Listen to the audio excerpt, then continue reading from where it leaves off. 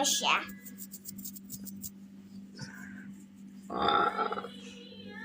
و تازه گازی خونه تو بیزه خونه تازه گازی. ماشاءالله پسر. تازه گازی بیاد تو خونه.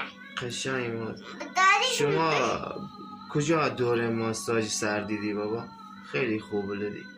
باید سایه بگیری. آره. بشینی اونجا.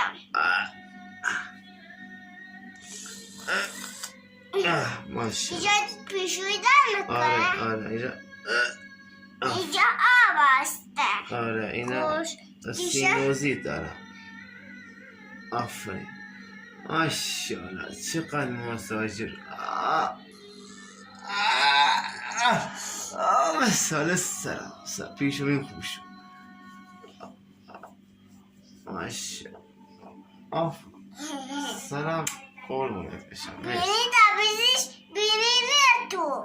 چشم. آبیزی بیارزیش بیاره تو آبیزی باز دیاشو باکن دیزی باره تو. آره. بیزی بینی. نه، بیزی بینی. باش ماساژ سر بده.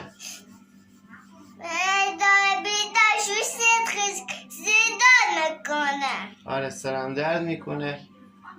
دکتر الان چند روزی جوریه میشه قشنگ ماساژ بدی؟ خودی بار میتوره. جلو سرم و پیشونی. بیام باز بیام ایسا بیام.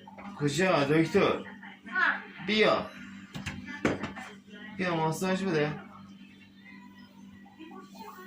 نه ماساژ بده. آفرین.